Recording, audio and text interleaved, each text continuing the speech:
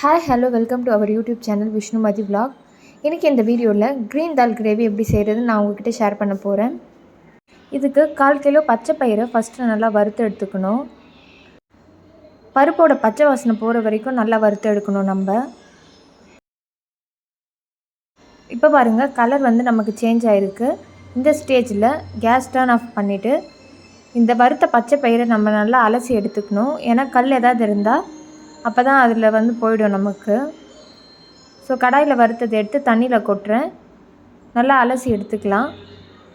பச்சை பயிரை அலசி எடுத்து இப்போ குக்கரில் போடுற வேக வைக்கிறதுக்காக.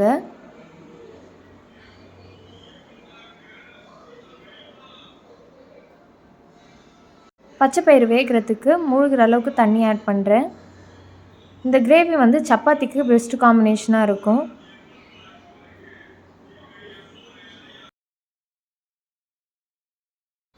பச்சை பயிரை வேக வச்சு நல்லா நம்ம மசிச்சு செய்ய போகிறனால குழந்தைங்களும் இதை ரொம்பவே விரும்பி சாப்பிடுவாங்க.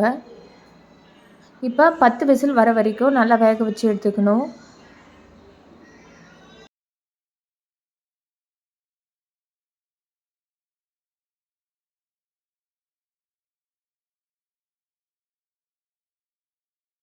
பத்து விசில் வர வரைக்கும் வேக வச்சு எடுத்தாச்சு. இப்போ இதை மத்து வச்சு லைட்டாக மசிச்சு எடுத்துக்க போகிறேன். இல்லைனா நீங்கள் இதை மிக்சியில் கூட ஆட் பண்ணி லைட்டாக கோர்ஸாக அரைச்சி எடுத்துக்கலாம்.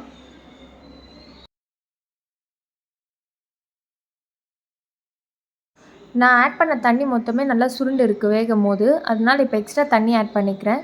ஏன்னா அடுத்தது இதில் மசாலா இன்க்ரீடியன்ஸ் ஆட் பண்ண போகிறோம். பச்சை வாசனை போகிற வரைக்கும் நல்லா அந்த மிளகாய் தூள், கரம் மசாலா நல்லா நமக்கு கொதிக்கணும். அதனால இப்போ எக்ஸ்ட்ரா தண்ணி ஆட் பண்ணியிருக்கேன் கிரேவி கன்சிஸ்டன்சிக்கு. இப்போ இதில் 1 டேபிள் ஸ்பூன் மிளகாய் தூள் ஆட் பண்ணுறேன். வீட்டில் அரைச்ச மிளகாய் தூள், தனியா, காய்ந்த மிளகாய், மஞ்சள் சேர்த்து அரைச்சது. 1 டீஸ்பூன் கரம் மசாலா ஆட் பண்ணுறேன்.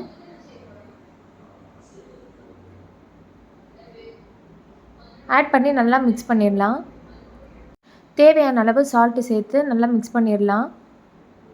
நல்லா இந்த ஆட் பண்ணியிருக்க மிளகாய் தூளோட பச்சை வாசனை போகிற வரைக்கும் நல்லா இதை கொதிக்க வைக்க போகிறோம். இப்போ சைடில் தாளிப்புக்கு கடாயில் 3 டேபிள் ஸ்பூன் ஆயில் ஆட் பண்ணுறேன்.